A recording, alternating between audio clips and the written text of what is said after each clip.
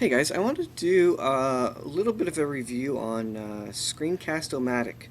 I've been using this, the free version of it, um, for all my biblical creation videos, my Bible prophecy videos. It's basically the videos where I'm showing a screen and then there's a webcam shot of my head in the side or whatever. I've looked at all the tools.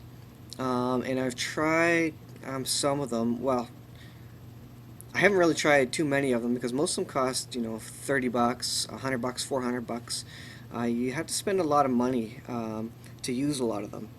And there is one open source one. I think it's OBO or OBB or something like that. But it's only for Windows, and I got a MacBook. So that was the only open source free one, and apparently that one's really good, but I can't use it. So the best thing I found so far, well, there are online offerings as well, where you go to a web page and click record, and it starts, it loads up a JavaScript or something and starts recording. I don't like that as much. My internet's slow for one. I don't want to upload it to their server, wherever their server is. I want a tool on my MacBook that I can use that is completely offline, potentially. And so I found Screencast-o-matic. They got a free version. You can do up to 15-minute videos. There is a watermark in the bottom left-hand side, which you've probably seen. And what's the other limitation? Oh, you can only record one video at a time. Once that video is done, you have to process that video. So if it takes you 15 minutes to do the video, which is the max length, then it maybe takes 20 minutes for the software to process it and export it to a file. And then once it's done exporting, you have to go delete that file and start over. So you're starting with a blank slate. There's no history of videos you've made in the software itself. Now, this software, it's really simple to use, and the big thing for me was that it was free, obviously, and it was on my MacBook. Their Pro software is only $15 a year, US, $20 Canadian, around there. And so I finally decided to go up to it because now I can make multiple videos in a row and schedule them all for processing after, and upload them at night or something. And it does have tools to upload direct to YouTube. But anyways, I'll just give you a quick tour here. I'm showing you screenshots because I'm using the software right now to show you this. So what you're looking at there is the website. You can see up in the right-hand side, I am a pro version guy now. I paid the big $20 for it. This is the a grid of videos that you've made. Like in the free version, you don't have this. If you pay $20 to upgrade, then you can create a whole list of videos and process them all at the same time. I guess using scripts. I haven't got into a ton of it. Or you can even import ones you've done before, or you can go straight to the record button. One of the things I like about this is its simplicity. It's really simple to use. Big buttons. It just does what it does. One thing other software doesn't do necessarily is record webcam and screen at the same time. So this is one of the ones it does. So for being free, like the free version, doing webcam at the same time, that's pretty cool. And such a cheap price for the Pro gives you some really nice features. So here I can load up as many videos as I want, process them all at the same time. Here is a look at just a couple test videos. This is a look at one of them where I can go ahead and edit it after. And editing, see, I think I have an example of it. Here's the edit screen where I can do mouse hiding, hide the webcam for a period of time. I can do speed changes, insert transitions, edit audio, sort of all the stuff that you can do in any other basic movie editor. So that's pretty cool. You can see all the history. Now I haven't tried any of this. I don't usually use a lot of this, but they've got all the basic tools there. So they have some overlays, some zoom and pans, which could be neat. And so I'll go back to the original. So at the bottom they got some choices for exporting. I've already minimized this to the 3 here. The video file, that's an export to a file. YouTube obviously goes straight to YouTube. Screencast-o-matic. With the Pro version, you can upload your videos to Screencast-o-matic and then share the video link to people from there. Obviously, I use YouTube, so I probably won't use that much, but that's kind of neat. Now, they have other things like Vimeo and other recording websites that you can upload to. Mainly, like I say, I export it directly to MP4, or maybe I'll try direct to YouTube. Let's see, this is the YouTube page for exporting to YouTube. You can select your category, select your privacy. It's a little lacking, so I don't think I can schedule on this yet, but at least I could work on my description, put my tags together. Now, I tend to like to use the YouTube interface for uploading anyways, because I can upload many at a time. I think I can here too. I haven't got quite that far, but I may still like to use the YouTube interface, but at least they give you kind of a basic rundown there. So this is the edit screen that I was looking at here. This is what the interface looks like when you load it up and get ready to start recording. Let me slide it down in a second here. So you can see at the bottom, I don't have the full picture. The red button at the bottom left is the record button. You can turn your webcam off, which is this button down here. You can change your aspect ratio, your resolution. You can also drag the box with the kind of the squares on the side. And then it's got some advanced features. So like I say, it's a pretty simple interface. It does what it does. It records.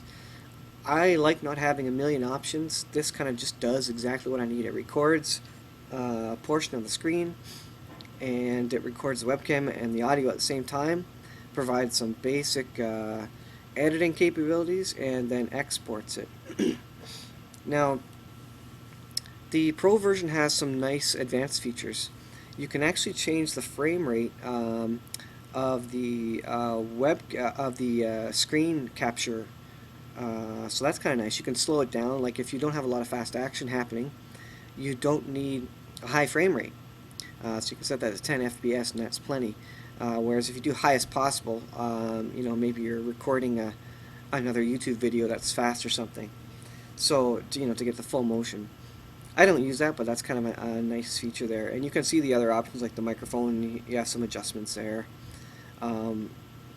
So that is kind of neat. What was the other thing I wanted to show you?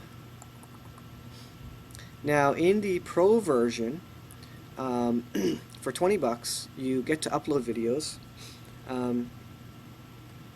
You can record unlimited time of your video, so it doesn't limit it to 15 minutes. You can go 20 minutes, 30 minutes, an hour, whatever. As large as your hard drive will record it, basically. Now, some people have limits on YouTube. I don't think I have any limits right now for length of video, but that could come into play. They also have a new beta version out, which is kind of cool. It's a new interface. It looks more like it's web-based. I haven't tried it yet, but I'll try it and maybe give you a little review of it. But for the price, and the other thing is you can draw on the screen. Let me see if I can draw on the screen while I'm recording. Let's see if it's going to work here. So you should be seeing that right now. There you go. That's kind of cool. It's kind of neat that you can do that. The length that the big features that I got it for is so that I could create multiple videos at a time, and also process multiple at a time, so that I can do a whole bunch and then just let my computer run and process them. And that there's no limit on the the 15-minute limit, which I was hitting quite often. So that's kind of cool. So yeah, the new beta one looks interesting. I'll give you an update on that. I'll see if I can quickly show you the rundown of the features here. Now, I paid for this, so I'm not getting paid by Screencast-o-matic, but I thought it was simple enough software and cheap enough that I like it, and I'm going to recommend it after using it. I've made several videos already. So you can see the up to 15-minute uploads for the free version. Some of the options you get, publish to Google Drive, Vimeo on the Pro version, publish screenshots, no watermarking. That's kind of cool. Or I could probably put my logo on there too if I want. And then you have all the editing tools and screenshot, and, webcam only recording, which it didn't do before. Draw and zoom while recording. That's kind of neat. So, anyways, I just thought I would put it out there. It's a bit of a review on Screencast-o-matic. I like it. I think it's one of the better pieces of software out there. Certainly the cheapest, and it's very simple to use. Anybody can pick it up. It's not super fancy or complicated. For me, it just works. So there you go. Try it out. You can't go wrong with the free version. It just works. One thing I forgot about this, there's two features now that I know of that I like about it. One is it exports to MP4 in 720 HD, and the files are about 40 megabytes for a 12 or 15 minute video. Now, obviously it's doing some compression there. In terms of video quality, I don't see a huge difference, and certainly for the types of videos that I'm doing, you don't need super resolution anyways. The 40 meg files are amazing, because if I do a similar export in iMovie, for example, which is what I use for my other videos, you know, where I'm taking a video going down to the chicken shed or something, those HD files, you know, if a 5-minute video is about 300 megs. So that is huge. If the file's only 40 megs, it uploads real quick on my really slow upload internet. One other cool feature, which I just found, and I had to use right now to attach this piece to this review, is that you have the option to insert more video. So you record your video. Before I didn't have an option to insert it, not that I noticed anyways. So with the editing tools, I can go ahead and record a new video and attach it in there. So a couple other features. One of the biggest, so maybe the biggest things are the price, the simplicity, and the tiny file size, which I think is perfect for, especially for my slow internet, and getting lots of content created. So, alright, talk to you later.